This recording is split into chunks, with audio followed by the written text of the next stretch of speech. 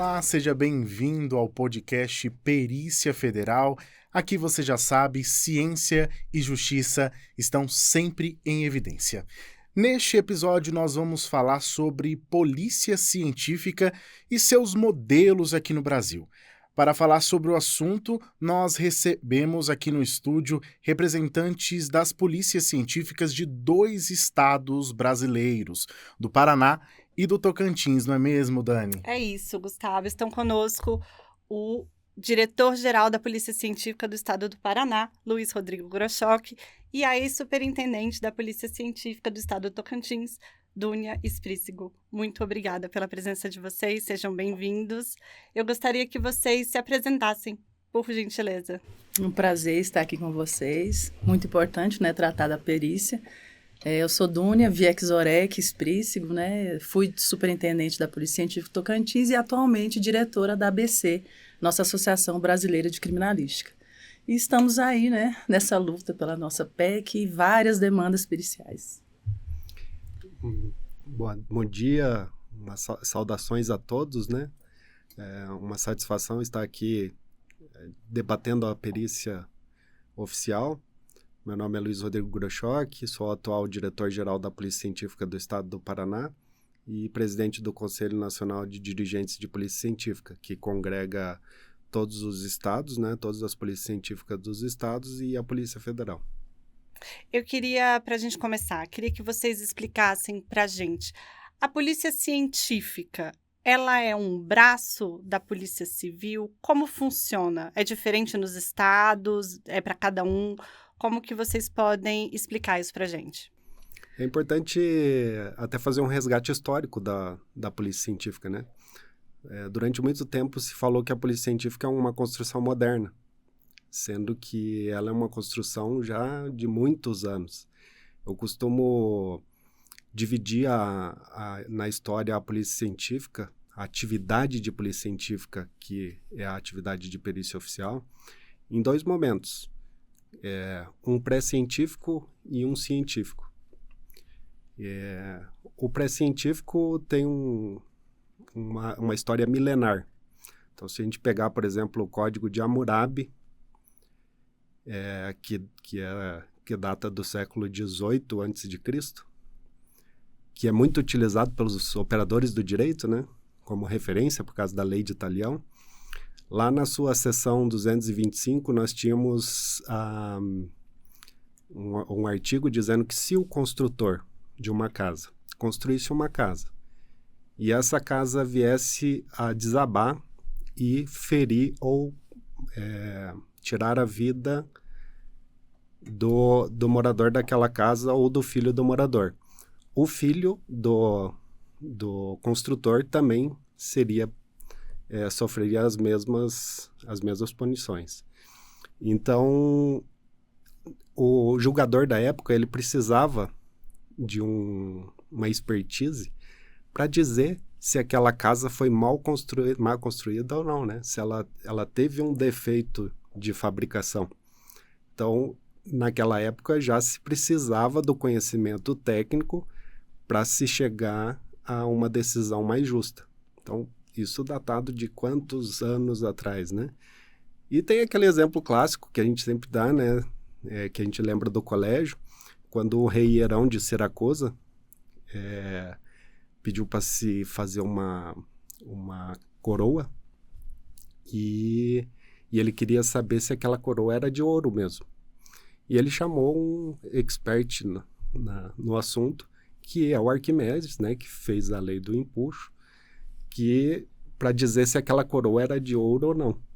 Então, o uso da ciência, do conhecimento científico para se tomar decisões mais assertivas, ele data de muito tempo. Apesar de ser primitivo, né, a ciência ainda ela não é a ciência como nós conhecemos hoje, que teve um marco histórico com Descartes, com o método científico, que é o que a gente aplica hoje.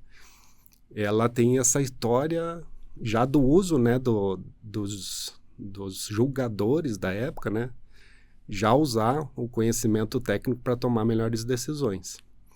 Isso se fortaleceu muito com na época do Iluminismo, né, que se construiu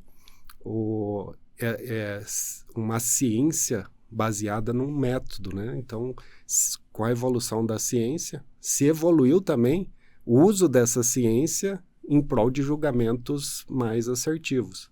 Então, essa ferramenta já data de muito tempo. Então, tem uma fase pré-científica e uma fase científica.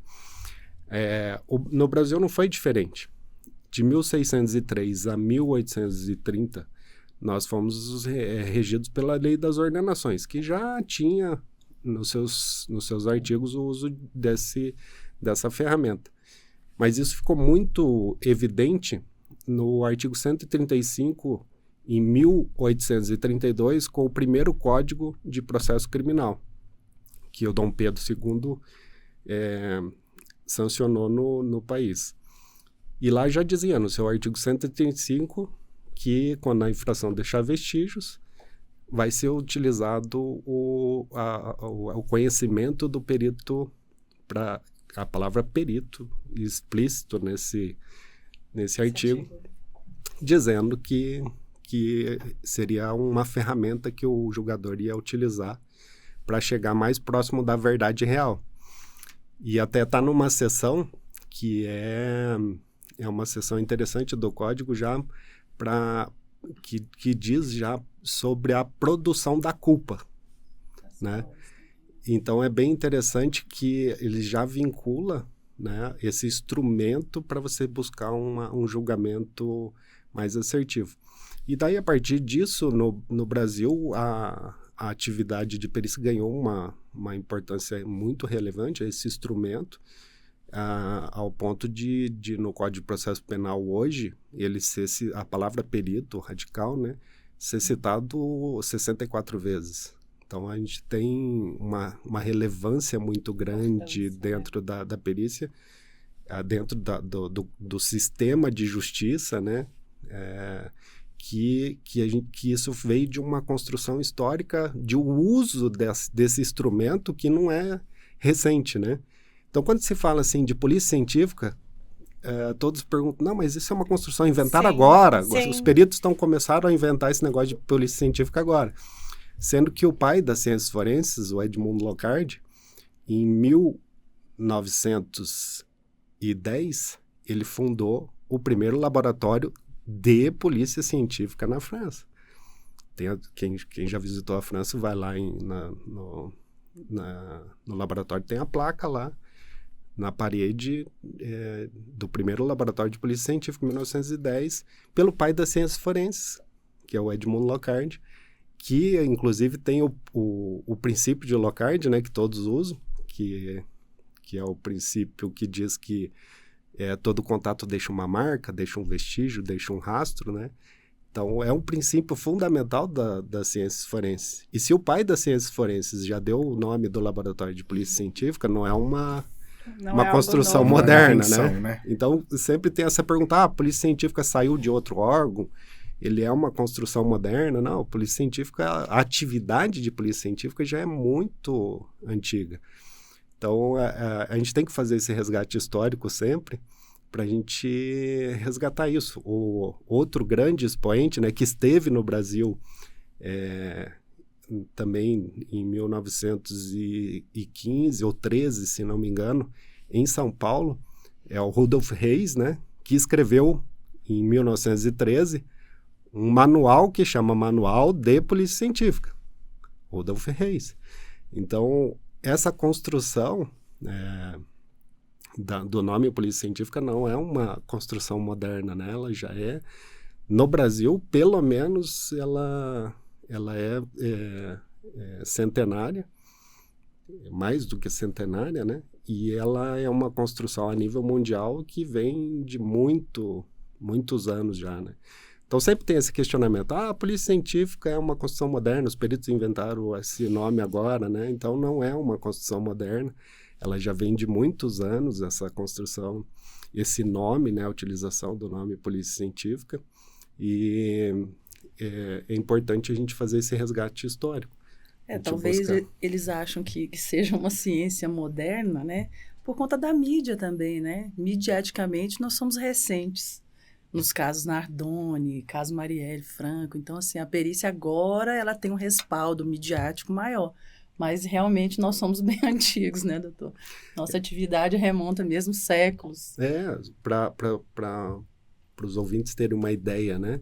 O Laboratório de Toxicologia e Microscopia da Polícia Científica do Paraná, ele é de 1911. Então, ele tem 113 anos. Então, é um laboratório moderno? Depende do tanto que você considera 100 anos, né? Passou toda uma quantas gerações passaram, né?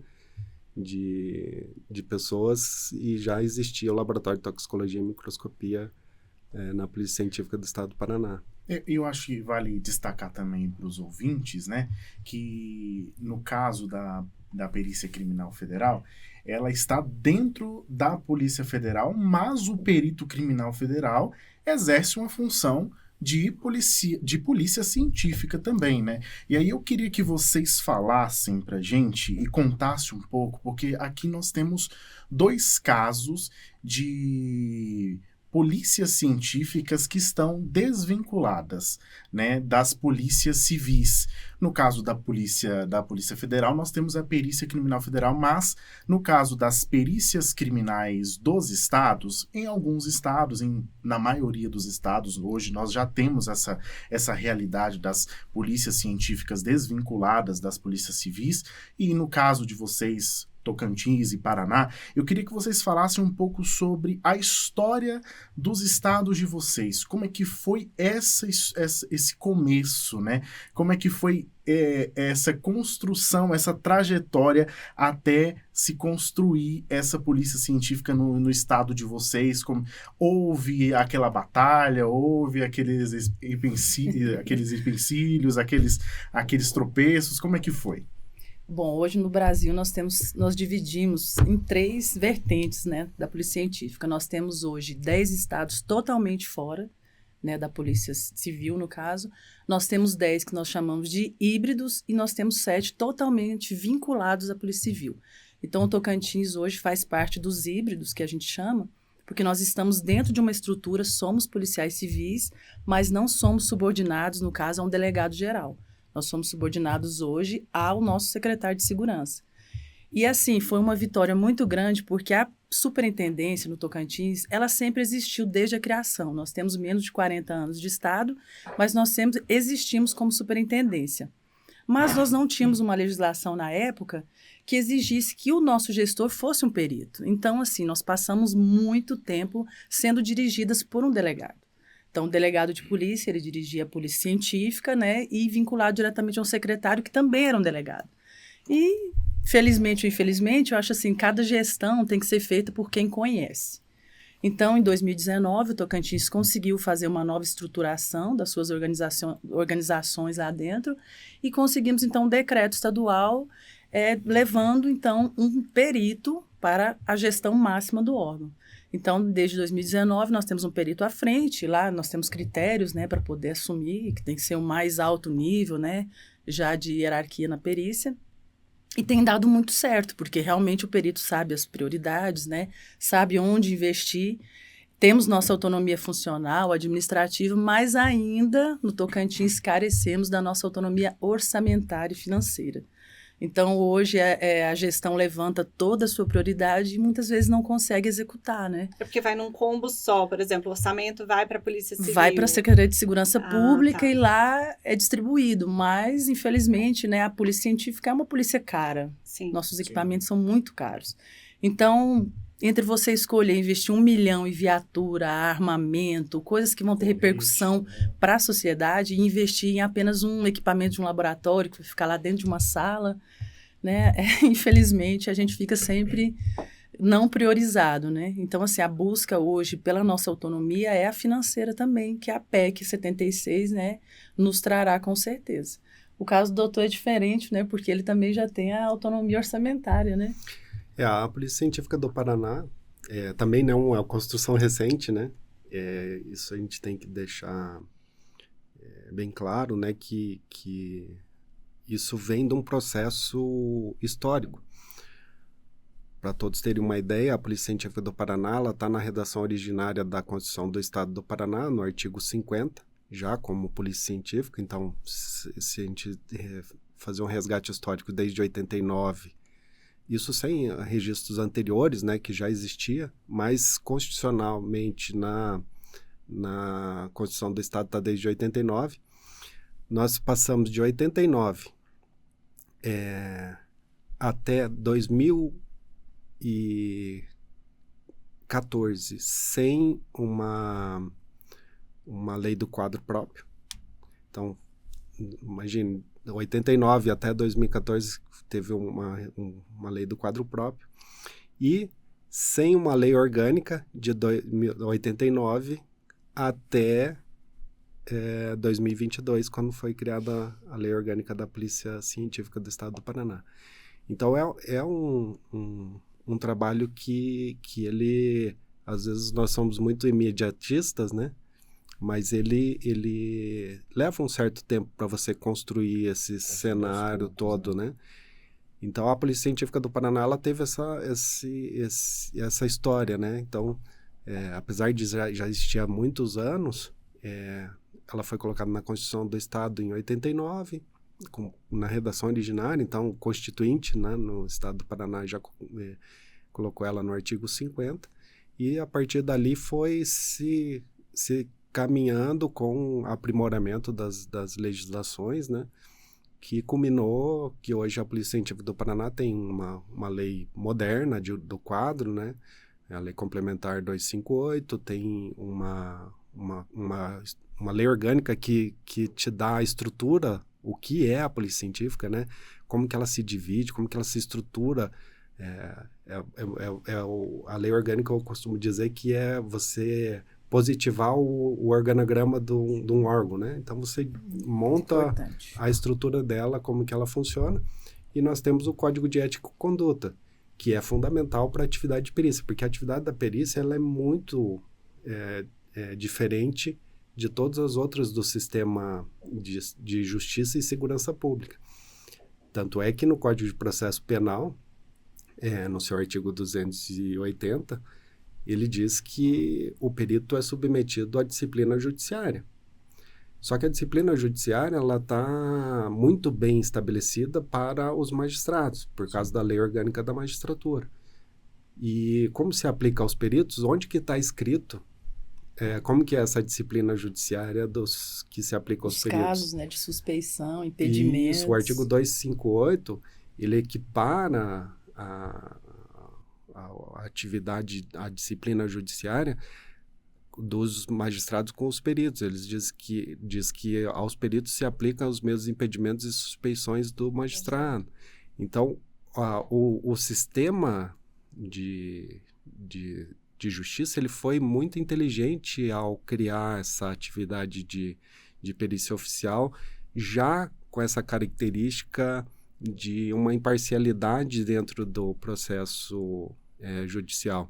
Então, eu costumo dizer que o perito ele é o elo integrador entre o sistema de justiça e o sistema de segurança pública. Então, ele faz essa integração entre esses dois sistemas na busca da verdade real. Tanto é que esse conceito que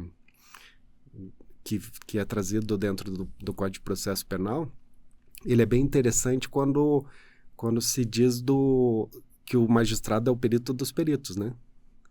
Então, o que está por trás do perito dos peritos? O perito peritorum, né?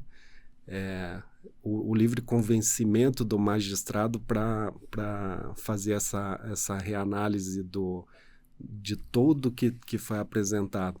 Então, o que tem dentro fazendo traçando essa linha do que se construiu dentro do Código de Processo Penal, a gente já vê a necessidade da gente ter essa especificidade de legislações para a atividade de polícia científica. E eu costumo dizer que os senhores falaram aqui que da diferença, né, entre o perito criminal criminal federal do perito oficial criminal, né? não tem diferença nenhuma. Sim. A perícia, pelo Código de Processo Penal, ela é una. Sim. Né? Então, por mais que você esteja dividido em órgãos, você tem uma unicidade da perícia como um todo. Então, o perito, ele é perito oficial em qualquer lugar. Isso é uma característica, inclusive, do sistema de justiça. A justiça também ela é una. Né? Então, a perícia também tem que caminhar para esse entendimento de uma perícia una. Você é perito oficial, você não tem distinção dessas características por conta dessa unicidade que existe dentro do sistema de justiça.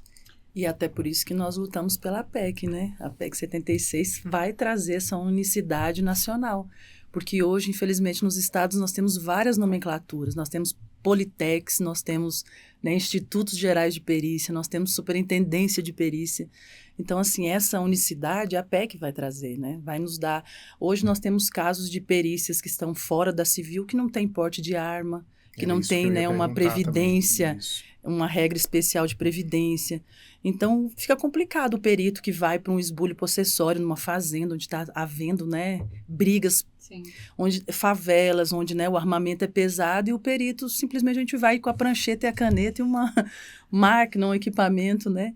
Então, assim, a nossa briga pela PEC é essa unicidade em todos os estados do Brasil, né? Nomenclatura, atuação, essa é a nossa luta, né, doutor? E quando você falou dessa questão na sua realidade, né, do Tocantins, dessa não autonomia orçamentária, como que funciona para concurso? Porque, assim, eu sei que nos estados e também dentro da Polícia Federal a gente vê essa realidade, sempre é um problema recursos humanos. E como que é para vocês fazerem essa solicitação de concurso público, já que vocês não têm essa autonomia financeira? Pois é, no Tocantins hoje nós conseguimos uma pequena artimanha para conseguir atuar de forma eficiente. Hoje nós temos o pagamento de plantões extras, indenizatórios lá. Então, assim, tem dado para respirar um pouquinho, né? Então, o perito plantonista, ele tira seu plantão normal, sua carga horária, e ele tem essa possibilidade, então, de tirar plantões extras, né? Ele é pago por isso. Só que, infelizmente, ele começa a ficar cansado, né? Porque além dos plantões normais, ele ainda está sobrecarregado com plantões extras. Então, nós estamos lá até na fase de concurso agora. Conseguimos, né, junto ao Estado Tocantins, a verba não é suficiente para a gente poder atualizar mesmo a nossa necessidade de peritos. Por exemplo, a gente contando, nós precisaríamos de uns 150 peritos hoje lá para poder fechar escalas normais. E nós conseguimos 40 vagas. Por quê? Porque a parte financeira, como você falou, foi nos limitado a 40 peritos. Então, assim, nós temos essa dificuldade de investimentos e o problema da gente não ter o orçamento é que as coisas meio que funcionam de supetão. Hoje, para você comprar um equipamento de laboratório, apesar do chefe da perícia, né, do superintendente solicitar a aquisição, ela fica sempre em segundo plano. Aí, quando começam a surgir demandas judiciais com multas, né, altas para o Estado por falta daquele exame pericial, aí o Estado começa, poxa, eu acho que a gente vai economizar mais se investir no equipamento do que ficar pagando custas judiciais. Então, é mais ou menos isso que acontece. Realidade de vocês ali no Paraná é um pouquinho diferente, né, Grochock? Eu acho que todos os estados têm a mesma... E isso não é uma característica só da perícia, né? Acho que os recursos não são infinitos, né? Sim. É uma realidade em todos os estados que depende muito dessa gestão de recursos do Estado, né, como um todo, com prioridades para locais estratégicos, como a atividade de polícia científica. Eu costumo dizer que quando você aplica na perícia, o teu R$1 na perícia, ele se multiplica pelo menos por 3. Então, o recurso investido na perícia, ele além de a gente ter uma capacidade de execução muito grande, né? Você vê todos os projetos, você mapear os projetos da perícia, até a nível nacional, né? a capacidade de execução que a gente tem de planejamento, acho que até por conta da característica do próprio corpo técnico que a gente tem, né? A gente tem engenheiros, tem contadores, tem administradores, tem uma série, um rol de profissionais ali com uma capacidade técnica altíssima que permite a gente ter um bom planejamento, bons projetos, né? Você vê as redes que funcionam hoje no país, são as redes da perícia. Então, a rede de perfis balísticos, o SINAB, a rede integrada de perfis genéticos, né? Então, você vê, a gente tem essa capacidade de transformar recursos, né? em execução rápida, com integração nacional e uma capacidade de resposta com metas e indicadores bem definidas muito grande. Então, o pouco recurso, né, Dunia, que vem sempre para a polícia científica, até por conta do tamanho que nós somos, né, porque muitas vezes nós somos não valorados pelo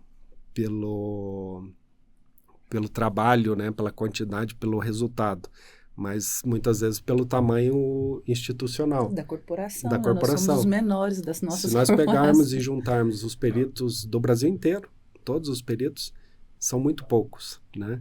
Mas o volume de coisas que nós produzimos e os resultados que nós damos, a gente produz, né? Por isso que eu digo que o investimento na perícia, ele se multiplica muito facilmente, né? Para cada real que é investido na perícia. Então, a realidade da Polícia Científica do Paraná é essa: a gente tem uma capacidade de transformar recursos, né? Poucos também, né? A gente teve uma escalada de aumento de orçamento na Polícia Científica justamente por isso, né? Porque o que acontece geralmente? Você é disponibilizado, sei lá, 10 milhões, né, de orçamento para você. Se você executa 8, qual que é a tendência do sistema orçamentário e contábil do Estado? É dizer, não, se eu disponibilizei 10, você executou 8, no próximo ano eu vou te dar 8. E quando você precisava de 12, né? Então, o importante da perícia, eu acho que é essa capacidade que a gente tem. É mais ou menos aquele estudo que tem, né, que é usado muito nas grandes empresas, que diz que com uma pecinha, né, de Lego, 6 pecinhas de Lego, aquele Lego 4x2, né, você consegue fazer milhares de possibilidades com aquela pecinha. Isso que a gente precisa hoje, acho que no sistema de justiça e segurança pública. As pecinhas nós temos, né? Só que a gente está sempre tentando encaixar a pecinha do mesmo jeito e tentar resolver o problema. Sendo que a gente tem infinitas possibilidades. Basta se ouvir um pouco mais as soluções que a perícia tem para dar. E às vezes daí você consegue direcionar melhor esse orçamento e fazer essa multiplicação, né? Ao exemplo do que a gente tem hoje, né? As redes integradas, elas dão muito resultado, né? Eu vejo pelo Paraná mesmo. A gente conseguiu muito investimento agora, por exemplo, em comparadores balísticos, por conta dos resultados que o projeto da rede integrada de perfis genéticos está dando. A gente teve já, acho que se não me engano, 311 resultados. Então, a perícia, até por conta do próprio conceito dela, né, de trabalhar com o método científico, ela consegue enxergar coisas que ninguém consegue enxergar. Então, a gente traz à tona links, conexões que não muitas vezes é até humanamente impossível, né? Como que eu ia saber que, por exemplo, uma arma que foi apreendida numa rodovia de Santa Catarina pela Polícia Rodoviária Federal estava vinculada a uma chacina no Paraná? é só a perícia para mostrar isso. Sim. E essa integração, por isso que eu gosto muito de dizer que a perícia é una, porque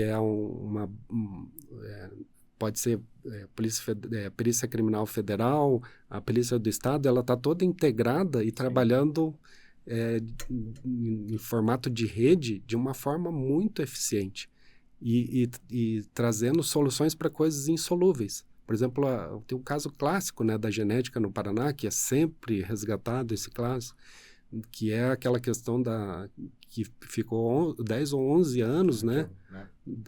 O caso da menina da mala lá em Curitiba, que se fez um trabalho muito bom na perícia de local, coletou-se o material genético e depois se deu um match na rede de perfil genético de um caso que praticamente era insolúvel sem essa ferramenta que é a perícia oficial, com o match de um condenado em São Paulo. Sim. Mas é isso que a gente tem que entender, né? Que a perícia ela não está aqui só para punir culpados, ela também está para inocentar, né? Quantas pessoas foram presas injustamente que a perícia agora hoje está, né, conseguindo trazer a justiça, trazendo a verdade.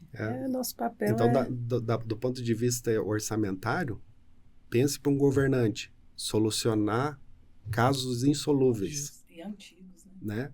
Que você está há 10, 15, 20, 30 anos aguardando uma solução.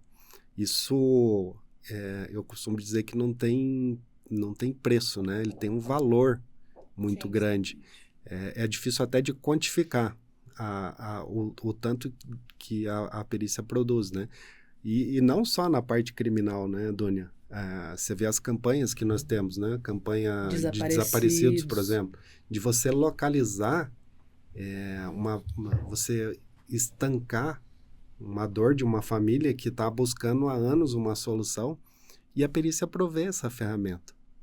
Não só na parte criminal, mas também para dar esse alento às famílias que estão buscando seus entes queridos, né? Inclusive, está em vias de ser lançada a nova campanha, né, de desaparecidos, agora para, não sei se é o mês de agosto ou outubro. Então, isso que eu digo, né? Você dá essa possibilidade financeira para a perícia construir essas ferramentas que multiplica as possibilidades, mais ou menos aquele Lego, né? É ouvir um pouquinho, sair um pouquinho fora da caixa e ao invés de ficar tentando colocar o Lego sempre na mesma... E querer resultados diferentes. Montar a mesma estrutura, eu acho que chegou a hora de se tentar ouvir um pouquinho mais a perícia e montar essa estrutura diferente, né? Que está dando resultado. Se fosse uma coisa que não tivesse dando resultado, ninguém estaria falando da perícia, mas a importância que ela tem, então uma ferramenta que a gente dá um valor muito grande a cada real que é investido, que é um recurso E é isso que a gente público. tenta desmistificar, né? Que o gasto com a perícia é alto. Não. É um gasto necessário que vai surtir, né? Efeitos, né, muito, assim, sem precedentes, né, na vida das pessoas. Outra coisa muito importante, né, Dônia, é que a perícia ela está inserida dentro de um sistema único, né? Então, isso mostra que a gente não está trabalhando isolado, né? Uhum. Tem muita gente que fala assim, não, o perito é uma característica do perito, né? Eu costumo dizer que o perito, até por conta dos impedimentos legais, né, ele não costuma se expressar sobre casos, né? Ir lá dar entrevista, né? Ele trabalha solitário. Até pensar, esses peritos são metidos, né? Não, mas é a característica dele, né? Ele não é muito arraigado à ciência. Então, a gente depende muito do trabalho de divulgação científica, né? Que não é um trabalho fácil. Você transformar a produção científica do perito em algo palpável, é um trabalho jornalístico que depende até de especialização. Nós sabemos bem disso, né, Gustavo Azevedo? Que traduzir esse tecnicismo de vocês é difícil às vezes. Eu queria puxar um gancho, até mesmo do Grochock, que ele falou, nosso próprio ordenamento jurídico diz que a perícia é una, né? Mas nós temos uma realidade de polícias científicas que ainda não tem essa realidade mesmo, vamos dizer assim. Eu queria que vocês dessem a avaliação para a gente de qual seria a polícia científica necessária para o Brasil, na avaliação de vocês. Aí a gente puxa até o gancho da própria PEC, né? Porque a PEC vem justamente para traçar esses objetivos. Qual é o modelo de polícia científica para o Brasil que vocês avaliam necessária?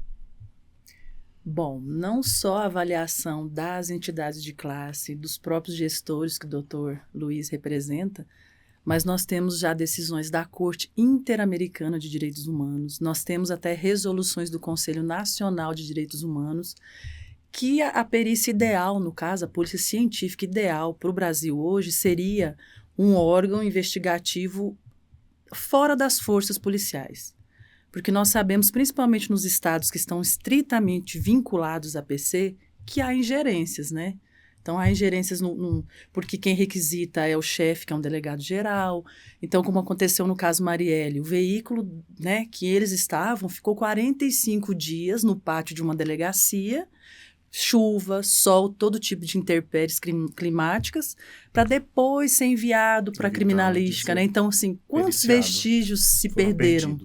Quantas amostras biológicas, quantas digitais, né, que poderiam ter no veículo? Então, assim, dentro de uma realidade hoje plausível, a gente está brigando para que fiquemos ainda dentro das forças de segurança, até pelo porte de armas, até por uma previdência, né, especial, porque o trabalho pericial ele é um trabalho desgastante. Então, assim, não tem como nos comparar a um servidor público comum, né? Nós temos todo tipo de problemas psicológicos. Hoje, os índices de suicídio de policiais, de pessoas que atuam dentro da segurança pública, é altíssimo. Nós temos estudos que, após a aposentadoria, estão vivendo 5 anos. Então, assim, estão sofrendo males graves, né? Doenças mentais graves, suicídios, muitos suicídios. Então, o ideal seria nós fora das forças de segurança, fora de qualquer interferência. Mas, atualmente, o que a gente está brigando é para que a gente pelo menos tenha essas vantagens, né? De sermos policiais e continuarmos com essas nossas garantias, né, de policiais. Quer complementar? Não, eu acho que o modelo ideal ele já está sendo construído há muitos anos, né? Não é algo novo, né? Então, eu acho que já se consolidou o modelo. Eu acho que tem muita coisa a avançar, né, na parte de polícia científica ideal. Tem vários modelos no mundo, né, que a gente pode construir essa perícia una no mundo inteiro. Eu acho que um passo fundamental também para a construção desse modelo e fortalecimento da perícia, desculpa, que precisa ter uma governança nacional, porque a perícia, com essa característica de unicidade, ela precisa se articular muito bem a nível nacional. E a gente tem, inclusive, uma proposta que que foi construída, né, pela ABC, pela PCF, pelo Conselho Nacional de Dirigentes de Polícia Científica, com o apoio da Polícia Federal, que é a Rede Nacional de Perícia. Então, a gente começa, inclusive, otimizar. Nós não estamos pedindo nada, nós estamos oferecendo, né? Oferecendo uma ferramenta de articulação nacional, que é a rede de perícia, que otimiza esses recursos. E a gente já está... o modelo, a gente já sabe qual é. E a gente já está construindo isso independente de qualquer coisa. Por exemplo, a perícia criminal, a perícia oficial do Estado do Paraná, a gente já trabalha em conjunto com a Perícia Criminal Federal. Nós compartilhamos infraestruturas, inclusive. Por exemplo, eu não tenho por que abrir um laboratório em Foz do Iguaçu de drogas. Eu preciso, mas eu não tenho por quê. Eu tenho um laboratório compartilhado com a Polícia Federal em Foz do Iguaçu. A Polícia Federal precisa utilizar precisa de um laboratório de química, por exemplo, em Londrina.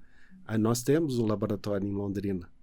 Então, essa articulação, essa integração e articulação de um modelo que a gente acha ideal, ela já acontece. A gente precisa de expandir aquele modelo das redes, né, que a gente são redes de sucesso, que é a rede de perfis genéticos, a rede nacional de perfis balísticos.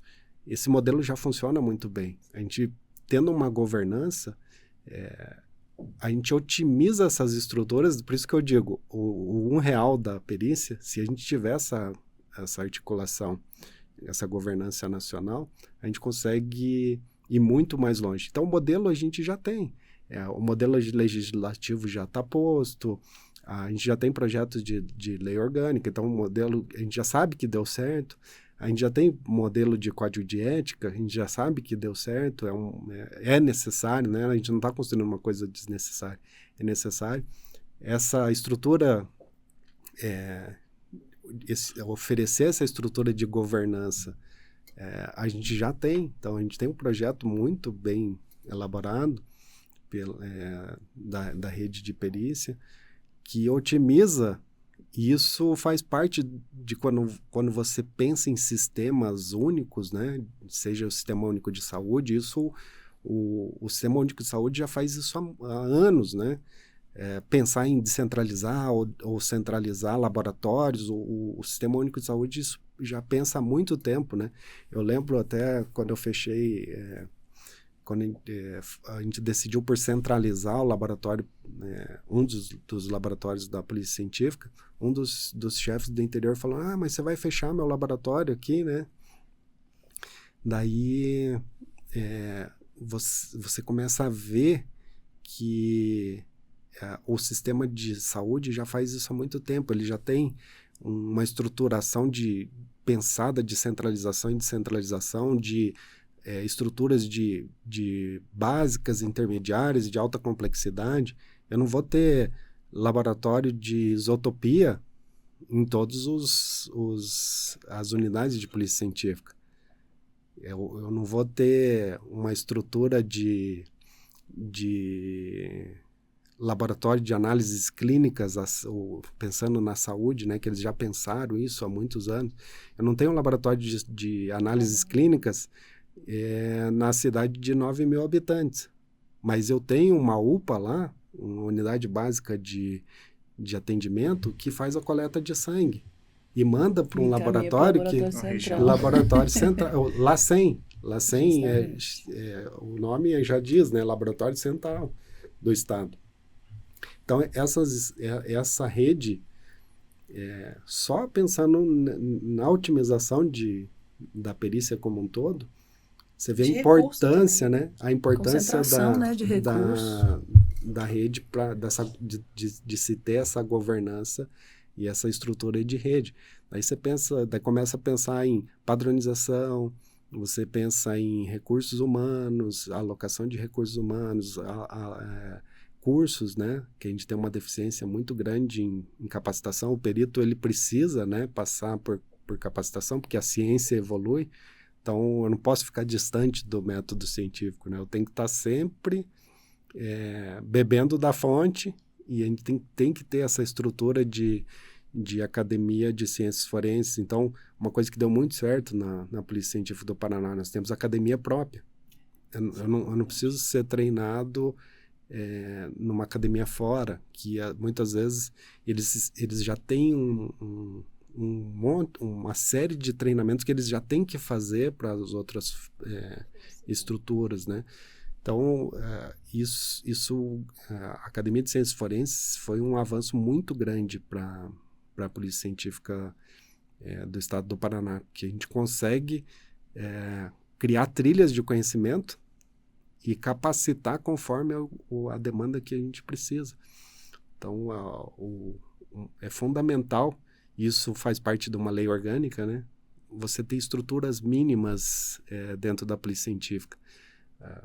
O mínimo que a gente coloca hoje, se vocês olharem, né, a estrutura da Polícia Científica do Paraná, é uma estrutura bem simples e muito otimizada, né? Então, eu tenho uma diretoria geral, que é o que a gente precisa. A gente precisa ter um órgão colegiado para democratizar as decisões dentro da estrutura de Polícia Científica. Então, você tem que ter um conselho, né, que vai tomar decisões mais complexas, é uma instância recursal, né, dentro da estrutura. Você tem uma corregedoria, que é a atividade correcional, ela é importantíssima na perícia, não pelo caráter de sancionatório, mas o próprio nome corregedoria, ele vem de correição, para você corrigir. Solucionar. Porque nós não somos infalíveis, né? O perito, ele pode cometer erros. E esses erros, têm que ser corrigidos. Então, a correição, você tem uma estrutura dentro da Polícia Científica para fazer correição baseada com pessoas que têm o conhecimento de procedimentos operacionais padrão, do método científico melhor a ser aplicado, para você conseguir chegar a um padrão de qualidade dentro da estrutura, é fundamental. Então, ter uma direção geral, um órgão colegiado para reavaliar decisões que é tomado a nível de direção, às vezes de forma individual, é importante. A nossa corregedoria, por exemplo, tem mandato, né? Então, ela não sofre influência nenhuma, porque ela tem um mandato de 3 anos, então geralmente pega, inclusive, transições de governo, né? Então, a corregedoria com mandato é fundamental, porque o corregedor consegue ter uma autonomia bem grande e tem essa questão de continuidade, passar o bastão da corregedoria, né? E a Academia de Ciências Forenses, que está linkada a toda essa estrutura, né? Você ter uma estrutura administrativa que vai dar alinhamentos de políticas públicas, de planejamento estratégico, de planos de ação que vão ser executados. A execução desse plano muitas vezes demanda uma capacitação, então você tem uma capacitação para executar essa missão, que é o nosso objetivo, que é produzir laudos periciais, e essas ferramentas de controle de qualidade, que é controle interno, compliance, ouvidoria, corregedoria. Isso é importantíssimo para a gente ter essa manutenção de uma qualidade. E uma outra coisa fundamental que a gente esquece, né? E eu gosto muito, acho que todos perceberam nas minhas falas, é você preservar o patrimônio histórico e cultural da Polícia Científica, da atividade de Polícia Científica.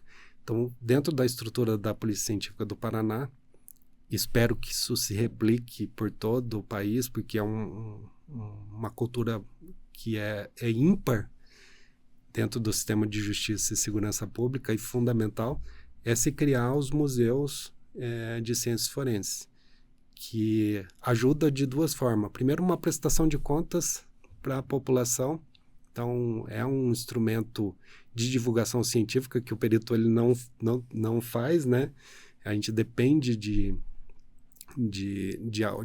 agentes externos, né? Os jornalistas, para fazer essa divulgação científica. Então, o museu é um instrumento muito bom de divulgação e de preservação do patrimônio histórico-cultural, que a gente tem, por exemplo,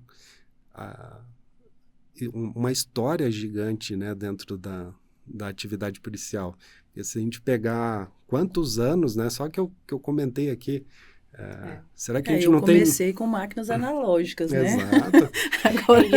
Agora nós já estamos com celulares em todos os espaços. Tive a oportunidade de conhecer o museu e é muito bacana. Não, e mostra a inovação aos ouvintes até, aí né? do Paraná, da ciência. agendem aí uma visita. E pelo menos se não tiver a estrutura de um museu, né? Se criar a cultura, né? De se preservar a história da atividade de perícia, né? Muitas vezes a gente vai para a inservibilidade, né, um equipamento. Primeiro, equipamento de sequenciador genético do laboratório. O que você vai fazer com isso? Vira museu mesmo. Tem que virar museu. Doutor, mas tem estados que ainda estão no primeiro sequenciador. E estão usando ainda, né? Está em uso no laboratório. Tá ainda. Dúnia, a gente já finalizando, acaba que passa muito rápido, mas aí a gente pode dizer então que o modelo de polícia científica ideal é um modelo autônomo e integrado? Qual é a sua avaliação? Eu concordo. Assim como o doutor falou, nós na Polícia Federal também, lá do Tocantins, nós somos bem parceiros, um utiliza a estrutura do outro. Então, esse seria o modelo ideal, autônomos funcionalmente, administrativamente, orçamentariamente, porque a gente viu que ele é o primo rico da história, que a autonomia né? envolve várias coisas, né? Justamente. Ó, para vocês terem uma noção, a gente tem uma certa autonomia administrativa, funcional, mas hoje no Tocantins eu não posso expedir uma norma interna, um POP, né? Um protocolo de padrão, de nada lá. Por quê? Porque eu tenho que passar para o setor do gabinete do secretário publicar. Eu tenho documentos lá da época da gestão, em 2019, que eu criei, está lá 2.000 dias parados, porque não, né, a gente não é prioridade, e eu não tenho essa autonomia nem de eu legislar métodos de perícia. Então, a gente precisa dessa autonomia funcional, administrativa, orçamentária, para a gente conseguir deslanchar mesmo, né, e dar um retorno para a sociedade. E o que a ABC, o que o CONDEPC também tenta conscientizar as demais forças de segurança é que hoje nós falamos muito em resolução de crimes. O Brasil está com 8% de resoluções. Eu vi o último questionário que a gente recebeu, os anuários. O mais animador foi 38% de resolução nos crimes, né? E a gente para pensar que se a perícia não tiver equipada, se ela não tiver, a gente vai continuar enxugando esse gelo. Então, as outras forças, elas têm que entender que orçamento na perícia é imprescindível para que esses índices aumentem, né, no Brasil como um todo. Então, a perícia é cara, mas enquanto a gente não investir para se ter uma prova robusta, uma prova capaz de condenar um assassino, né, levar mesmo a justiça a todos os cantos do Brasil, nós vamos continuar com esses índices lá embaixo. Então, assim, é um alerta que a gente faz a todas as forças, invistam nos órgãos periciais. E, afinal, perícia, quem fala de perícia tem que ser o perito, né? Assim como várias outras profissões, o médico fala do médico e várias outras profissões é assim. Eu acho que tem que ficar claro aqui que o perito tem que, vamos dizer, entre aspas, mandar no perito também. É quem conhece, né? Quem sabe as prioridades, é quem sabe aonde o nosso calo aperta. Então, a gente sempre, e ultimamente, a gente está até pedindo que nos cursos de formação, né, do concurso, a gente tenha uma grade de gestão. Porque o perito ele é treinado para operacional. Ele é treinado para enxergar o que os outros não enxergam, né? Para ter uma visão aguçada. Mas, às vezes, ele não é treinado para gerir. Então, o que a gente está brigando lá no Tocantins, e como a ABC como um todo, é que sejam incluídos, então, nas grades de formação dos concursos, dos próximos concursos, essa grade de gestão, noções mínimas de gestão pericial. Que isso vai auxiliar muito, né, nessa nossa padronização no Brasil. A gente estourou o tempo, né? Mas é porque a conversa estava boa. Nossa, se deixasse. Gente, eu agradeço muito a participação de vocês, agradeço muito que vocês estiveram aqui, essa conversa. Muito obrigado pela participação dos dois. Infelizmente o tempo é curto, mas muito obrigado mesmo. E voltem sempre, as portas estão sempre abertas aqui do podcast Perícia Federal, Perícia Federal, né? Eu quero agradecer a esse espaço que a gente pôde falar das lutas, né? Dessa busca pela aprovação da PEC, em conjunto com os gestores, né, com o executivo. Então, assim, não é uma briga de categoria, não é uma briga de gestores, é uma briga por uma melhoria nacional da perícia, né? Nosso foco é outro, nosso foco é a busca da verdade, uma prova robusta e a PEC vai auxiliar muito nesse campo. Então, eu queria agradecer o espaço. Obrigado, Dani, obrigado, Gustavo, obrigado, doutor, pela conversa e estamos à disposição. Bom, eu que agradeço, né? É sempre uma satisfação estar falando sobre a perícia oficial, fazer esses resgates históricos, né? E que a perícia continue iluminando os caminhos daqueles que buscam a verdade e a justiça pela ciência. Muito obrigado. É isso, muito obrigado, pessoal. Esse foi o podcast Perícia Federal.